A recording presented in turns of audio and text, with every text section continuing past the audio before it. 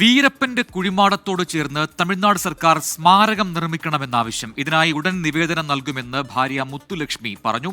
നേരത്തെ മുത്തുലക്ഷ്മി സ്മാരകം നിർമ്മിക്കാൻ ശ്രമിച്ചെങ്കിലും സർക്കാർ അനുമതി നൽകിയിരുന്നില്ല. മുഹമ്മദ് റഹീസ് ചെന്നൈയിൽ നിന്ന് ചേർന്നു കൂടുതൽ വിവരങ്ങളുമായി. റഹീസ്,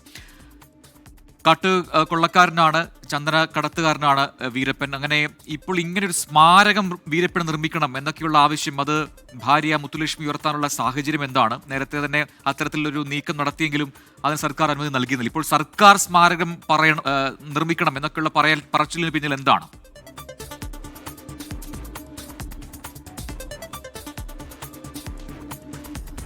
പ്രജിൻ, രണ്ട് തരത്തിലാണ് ഇതിനെ കാണപ്പെടുന്നത്. ഒന്ന്, ദീർഘനാളായിട്ടുള്ള ഈ കുടുംബത്തിന്റെ ആവശ്യമാണ് വീരപ്പൻ ഒരു സ്മാരകം ഉണ്ടാകണം എന്നുള്ളത്. മാത്രമല്ല, ഇദ്ദേഹത്തിനെ പിന്തുണയ്ക്കുന്ന ചില സംഘടനകളും ചില രാഷ്ട്രീയ പാർട്ടികളും ഒക്കെ തന്നെ ഈ ഒരു സ്മാരകം പണിയണം, കുഴിമാടത്തിനോട് ചേർന്ന് അദ്ദേഹത്തിനെ ഓർമ്മിക്കാനായിട്ട് ഇത്തരത്തിലൊന്ന് വേണം, അത് തങ്ങൾ സ്വന്തം നിലയ്ക്ക് സ്ഥാപിച്ചോളാം എന്നാണ് അവർ ആദ്യം പറഞ്ഞിരുന്നത്. ശേഷം പിന്നീട് അത് സർക്കാരിന് മുന്നിലേക്ക് ഇപ്പോൾ ഒരു ആവശ്യമായി വെക്കുകയാണ്.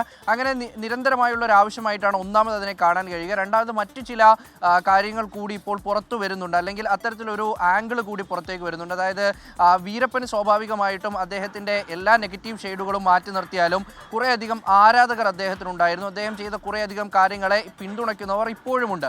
അത് ഏതർത്ഥത്തിലായാലും അതൊരു വലിയ സമൂഹം തന്നെയാണ്, ചെറിയ ഒരു കാര്യമല്ല. അദ്ദേഹത്തിൻ്റെ മകളും ഒപ്പം തന്നെ ഭാര്യയും ഒക്കെ വിവിധ രാഷ്ട്രീയ പാർട്ടികളുടെ പ്രവർത്തകരാണ്. അവർ തെരഞ്ഞെടുപ്പിലും മറ്റുമൊക്കെ മത്സരിക്കുകയും ചെയ്തിട്ടുണ്ട്. ചില സാമൂഹ്യ ശക്തികളെയൊക്കെയും സ്വാധീനിക്കാനുള്ള കഴിവും അവർക്കുണ്ട്. അപ്പോൾ തെരഞ്ഞെടുപ്പ് കൂടി മുന്നിൽ നിർത്തിക്കൊണ്ട് ഇത്തരത്തിൽ സർക്കാരിനോട് ആവശ്യം മുന്നോട്ട് വെക്കുകയും ഡിണ്ടികളിലടക്കം അത് വലിയ തോതിൽ സർക്കാരിന് അനുകൂലമാക്കുന്ന തരത്തിലേക്ക് കാര്യങ്ങൾ കൊണ്ടെത്തിക്കുമെന്നുള്ള ഒരു കാര്യം കൂടിയാണ് ഇപ്പോൾ മുത്തുലക്ഷ്മി സംസാരിച്ചിട്ടുള്ളത്, സർക്കാരിനോട് പറഞ്ഞിട്ടുള്ളത് എന്നാണ് നമ്മൾ മനസ്സിലാക്കുന്നത്. എന്തായാലും ഇന്നലെ ഒരു വിവാഹ ചടങ്ങിൽ എത്തിയപ്പോഴാണ് മന്ത്രി ഐ പെരിയസ്വാമിയോട് ഇത്തരത്തിൽ ഭാര്യ ഒരു ആവശ്യം മുന്നോട്ട് വയ്ക്കുന്നത്. ഓർമ്മയ്ക്ക് വേണ്ടിയിട്ട് ഒരു സ്മാരകം അവിടെ ഉണ്ടാക്കണം, ഒപ്പം തന്നെ ഇത് മുഖ്യമന്ത്രിയോട് സംസാരിക്കണമെന്നടക്കമുള്ള ആവശ്യം അവർ മുന്നോട്ട് വെച്ചു. എന്തായാലും ഐ പെരിയസ്വാമി ഈ ആവശ്യം ആദ്യഘട്ടത്തിലെ തന്നെ തള്ളിക്കളഞ്ഞിട്ടില്ല. അത് മുഖ്യമന്ത്രിയോട് സംസാരിക്കും, സ്റ്റാലിനുമായി സംസാരിച്ച് ഈ വിഷയത്തിലൊരു തീരുമാനം ഉടൻ തന്നെ അറിയിക്കുമെന്ന് കൂടിയാണ് പറഞ്ഞു വെച്ചിരിക്കുന്നത്. അപ്പോൾ സ്വാഭാവികമായിട്ടും സർക്കാർ ഇക്കാര്യത്തിലൊരു ആലോചനയെങ്കിലും നടത്തുവാൻ ഇടയുണ്ട്.